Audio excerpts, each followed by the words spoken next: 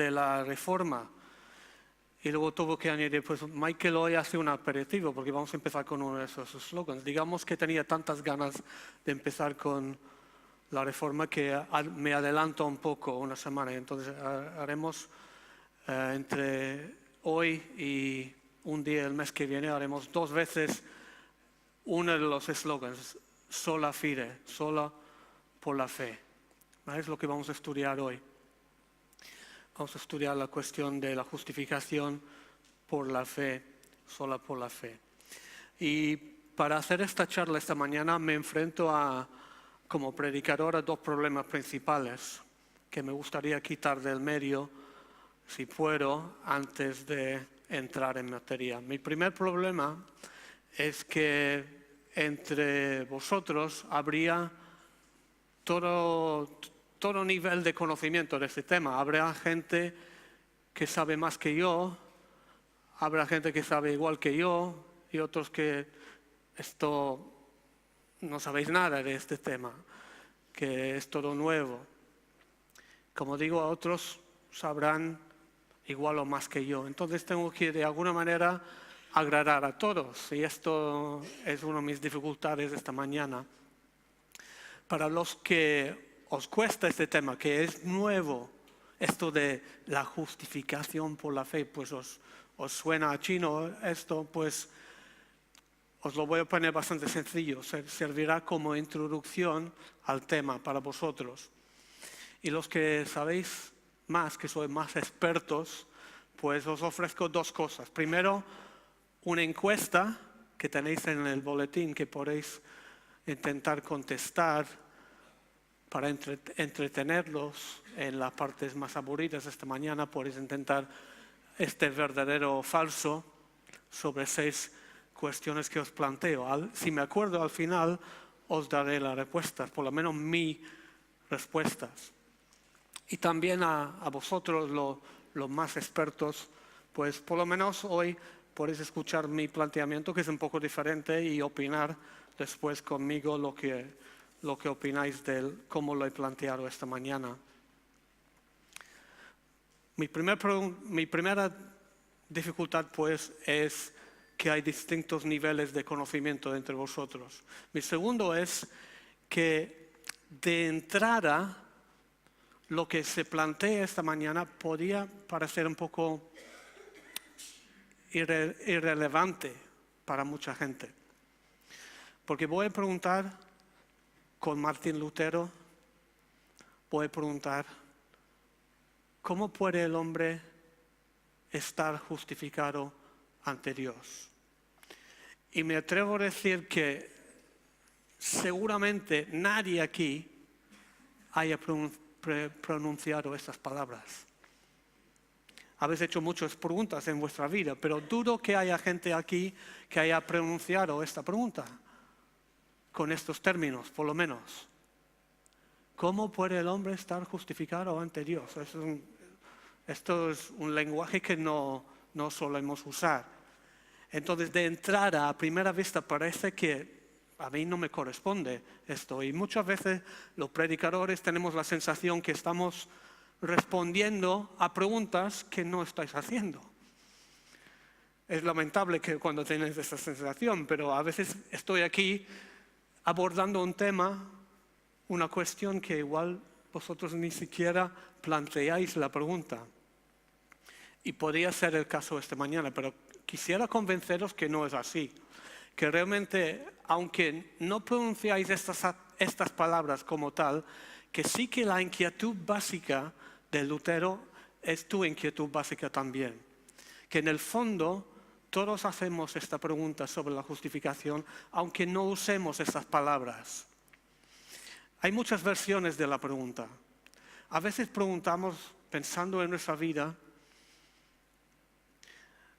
¿yo soy todo lo que debería ser o me quedo corto? A veces preguntamos, ¿mi vida vale la pena? A veces preguntamos, ¿de qué sirve mi vida? Y en el fondo, lo que estamos diciendo con unas palabras a otras es, ¿por qué mi vida no está del todo bien? ¿Y cómo podía estar bien mi vida? Lutero lo planteaba en los términos que él usaba por su cultura. Él vivía en el siglo XVI y él usaba un lenguaje teológico porque todo se planteaba teológicamente en sus tiempos. Todo tenía que ver con Dios. La muerte era mucho más presente para ellos y Dios estaba en el centro del pensamiento de todo el mundo. Entonces él lo planteaba así. En nuestra sociedad no solemos hablar mucho de Dios, entonces no lo planteamos en estos términos. Pero realmente es la misma pregunta que quería contestar Lutero que tú haces en tus propias palabras. Y de alguna manera es, ¿cómo es que no estoy del todo bien? ¿Y cómo puedo estar bien? Y ofrezco 3 planteamientos, 3 respuestas. Esta mañana vamos a comparar un planteamiento mundano, un planteamiento religioso y finalmente el planteamiento evangélico, que es el que adoptó Lutero y que celebramos 500 años de este redescubrimiento de este planteamiento. Y en los 3 casos voy a hablar de lo horizontal y lo vertical. Cuando hablo de horizontal esta mañana estoy hablando de el plano humano, de plantear el problema o la solución horizontalmente, quiere decir pensar en esta tierra, en las personas y en la materia de este mundo como el problema y como la solución al problema. Si hablo de vertical es cuando empecemos a hablar de Dios, qué pinta Dios en todo esto. Entonces vamos a ver cómo los 3 planteamientos tienen algo de horizontal, de vertical o de las 2 cosas. Ya me entenderéis sobre la marcha. Bueno, empecemos con la visión mundana de las cosas. Cuando digo mundano quiero decir la visión mayoritaria en nuestra sociedad ahí fuera. La gente que está ahí fuera, que no está con nosotros esta mañana, la mayoría tienen un planteamiento más o menos como lo que expongo ahora. Para ellos la pregunta es algo así, sería para sentirme bien y que valga mi vida algo, ¿cómo puedo conseguir el cariño y el respeto de los demás? Yo creo que ellos, su versión de la pregunta sobre la justificación es esta. Para sentirme bien, ¿cómo puedo conseguir que la gente me ame y me respete? Yo creo que mucha gente, casi todo el mundo de ahí fuera, está un poco en esta búsqueda. Lo vemos en muchas cosas. Voy a poner un ejemplo sencillo, que igual habéis observado en muchas personas. Este afán que tienen las personas de recibir los likes en Facebook. Este afán que tienen muchas personas de que tengan seguidores en, no sé cómo se llama, Instagram o una de estas cosas, en Twitter. Esto responde a esta necesidad de que me quieran, que me respeten. Y fijaos que es un planteamiento horizontal. Están viendo un problema de estatus, de sentirse amado por los demás, horizontalmente. Buscan en los demás, en esta creación, en las personas, respeto o amor. Y esto es lo que les falta, es lo que buscan. Eso es el problema para ellos. Y lo importante es que han quitado a Dios del cuadro. En palabras de Romanos 1 que leímos, detienen la verdad. La verdad es que en el fondo todos sabemos que hay un Dios. Pero la humanidad ha suprimido esta verdad, ha detenido esta verdad. A continuación en Romanos 21 dice que no le glorificaban. Este capítulo que leímos Romanos 1, ¿de quién hablaba? Hablaba de la humanidad, de todos. Detenemos la verdad de Dios, de su existencia, le quitamos del cuadro. ¿Y cuál es la consecuencia? Se envanecieron. Versículo 21. Esta vanidad tiene dos ideas básicamente. Primero es precisamente esta mirada a uno mismo, esta fijación con el yo y con lo horizontal puramente. Y en segundo lugar, es vano en el sentido de vacío. Ha creado vidas vacías, huecas, una sociedad hueca y vacía, la sociedad Telecinco, para decirlo de alguna manera. Y todos hemos estado en esta búsqueda, todos hemos sentido el problema en este sentido, hemos buscado respeto y cariño horizontalmente, pensando que esto es nuestra necesidad principal.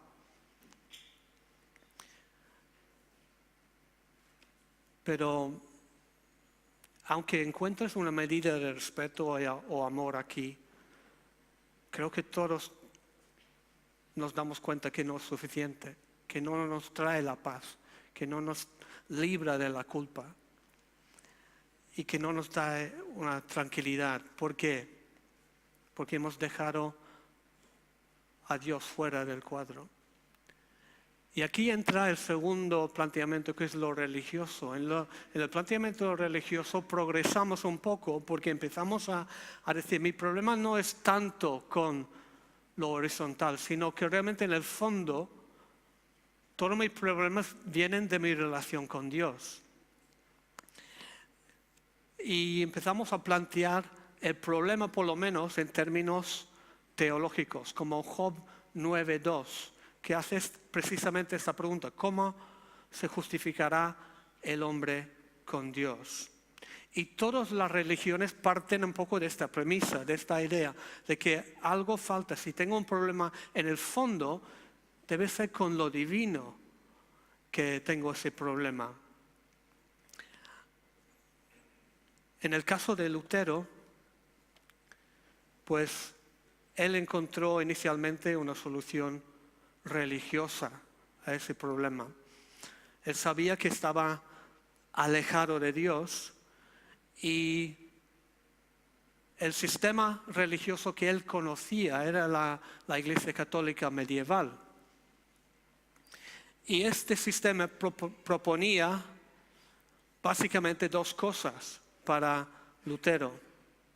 Lutero era un joven monje y el sistema que él conocía proponía primeramente los sacramentos que dispensaba la Iglesia, sobre todo el bautismo, para infusionar, para llenarte de una medida de gracia suficiente, si tuvieras alguna suerte, igual suficiente para poder presentarte delante de Dios con confianza. Pero claro, nadie tenía mucha confianza y cualquier pecado mataba a esta gracia. Entonces la segunda cosa que ofrecía el sistema era la penitencia. La penitencia es básicamente las obras que tú puedes hacer para recuperar la gracia. Bueno, eso es el sistema que Lutero conocía y él lo vivía intensamente. Intentaba confesarse, pasaba 6 horas confesándose, pasaba horas arrodillado, pasaba noches en el campo, durmiendo en el campo para ganar el favor de Dios de alguna manera, según el sistema, según entendía él. Y se frustraba porque no le daba la satisfacción este sistema horizontal que le ofrecía esta institución humana que es la Iglesia. Nada le tranquilizaba. Pablo, que escribió Romanos, también conocía un sistema religioso similar al sistema que conoció más tarde Lutero. Él habla en Romanos 10:3 de los judíos de su tiempo. Y dice de ellos, Romanos 10, versículo 3, que ignorando la justicia de Dios y procurando establecer la suya propia, no se han sujetado a la justicia de Dios.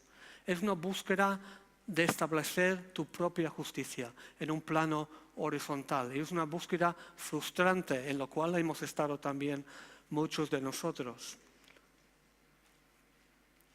Así que la versión religiosa plantea el problema con Dios, pero intenta humanamente resolver el problema.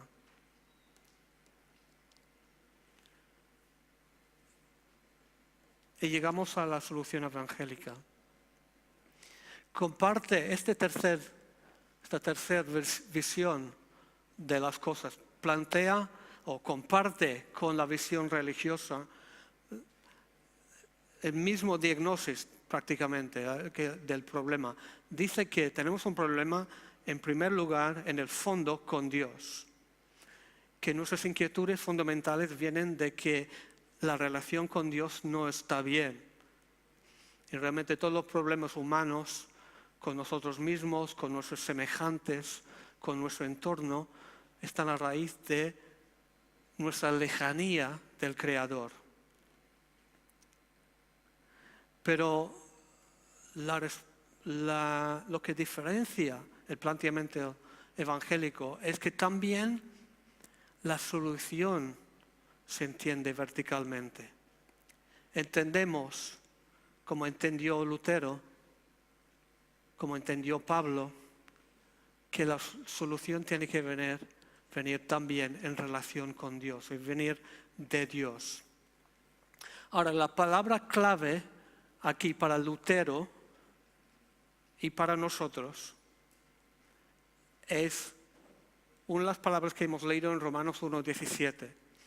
Es la palabra justicia. Es una palabra que atormentaba a Lutero durante años. En Romanos 1:17 dice que en el Evangelio la justicia de Dios se revela. ¿Por qué le causó un problema a Lutero esta palabra? Porque él entendía que cuando Pablo habla de la justicia de Dios, está usando la palabra en el sentido de aquellas perfecciones de Dios que hacen imposible que un hombre mortal esté en su presencia. Dios es perfecto en santidad. Entonces, ¿cómo puedo presentarme yo sucio delante de un Dios santo? En su justicia. Entonces, cuando entendemos esto, y muchas veces la Biblia habla en ese sentido de la justicia de Dios, es cierto, pero cuando lo planteas así, es difícil entender cómo esto puede ser evangelio. ¿Cómo puede ser un evangelio, buena noticia, la justicia de Dios? Y esto le atormentaba a Lutero, porque él cada vez que leía este pasaje pensaba que Pablo se refería a que Dios iba a fulminarle por su justicia. Le atormentaba porque la justicia para Lutero en aquel texto inicialmente lo entendía como algo que le amenazaba, algo que le condenaba. Dice que llegaba a odiar la justicia de Dios y hasta odiar al propio Dios por eso. Y le representaba un obstáculo tremendo a Lutero, le torturaba, le atormentaba. Hasta que él caía en la cuenta de que aquí Pablo no habla de justicia en ese sentido, sino que realmente hay una buena noticia aquí, de que en el Evangelio, la buena noticia es que Dios regala su justicia al creyente. Por eso dice, por fe y para fe. Y cuando Lutero cae en la cuenta de que la justicia de Dios también es un don de Dios hacia aquel que cree, dice Lutero, nací de nuevo. Sentí como las puertas del paraíso se abrieron delante de mí y era un hombre nuevo. Y esa es la experiencia de cualquier persona que experimenta la justificación por la fe. Que entendemos que Dios ha puesto la solución y Él imparte el regalo, Él da su justicia a aquel que cree, a aquel que acepta el don de la salvación. No sé si tú has experimentado esto, pero quiero insistir y incidir para concluir en estos dos puntos de la verticalidad del problema y de la solución. Isaías 59:2 dice: vuestras iniquidades han hecho división entre vosotros y vuestro Dios. En el fondo, tu problema, tú puedes mirar muchos síntomas, pero tu problema en el fondo existencial, tu problema en el fondo de tu ser es tu separación de Dios. Si eres un ser humano, naces condenado porque estás lejos de Dios por naturaleza. Pero la solución también es vertical. En la gracia de Dios, Él ha venido en busca de ti para restaurar esta relación. Y es vertical de manera tan bonita y gráfica en Mateo 27:51, ¿verdad? En el momento de la muerte de Jesús, el velo del templo se rascó de arriba abajo, verticalmente, y además de arriba abajo.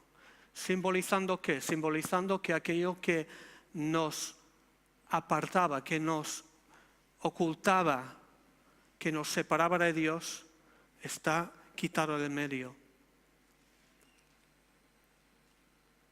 Pablo dice en 2 Corintios 5:19 que Dios estaba en Cristo reconciliando consigo al mundo, no tomándoles en cuenta sus pecados.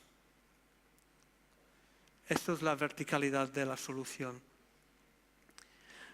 Mira, cuando la Biblia, el Nuevo Testamento, habla de la justificación, emplea principalmente 3 metáforas. Me gustaría terminar con la reflexión sobre estas 3.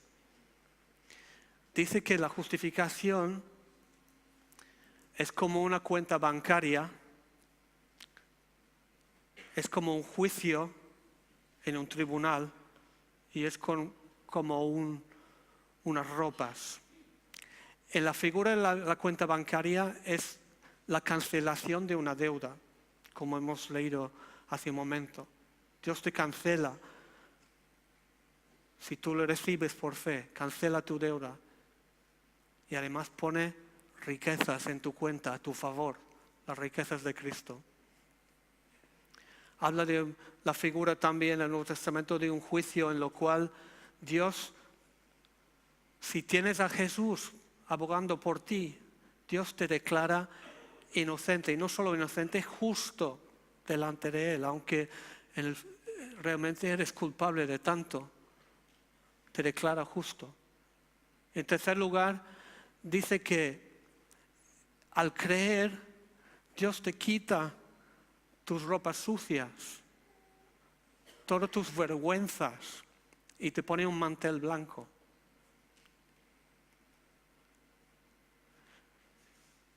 Mi oración esta mañana es que Dios te dé la fe, que la fe es la capacidad de aceptar esto, de decir sí, es verdad, estoy totalmente incapaz de resolverme las cuestiones así horizontalmente. Necesito que Dios intervenga. Creo que la muerte de Jesús es una transacción divina para quitar mi pecado y recibir su justicia. Mi oración es que tú recibas a Jesús por fe. Con Él recibirás esas riquezas, esta justicia, este mantel blanco. Vamos a orar sobre esto.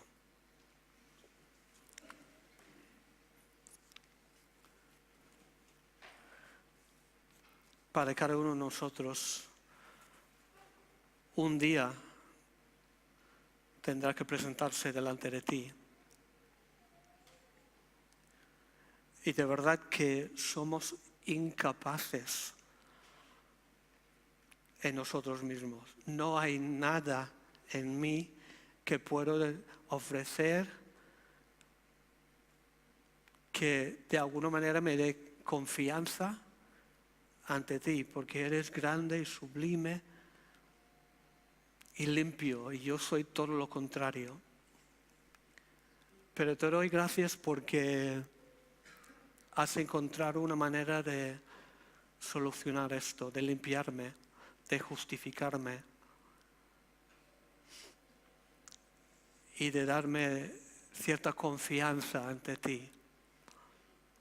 Padre, gracias por Jesús, por su muerte, por su deseo, aunque fuera por medio de la cruz, de limpiarme. Y quiero renovar mi fe en Él, mi confianza, mi absoluta confianza en Él y en nada más. Te alabo en su nombre. Amén. Vamos a cantar para terminar. Si alguien ha hecho la encuesta, las respuestas son falso, falso, falso, falso, falso, falso, ¿vale? Son todos falsos. Y si alguien quiere saber por qué, me puede buscar.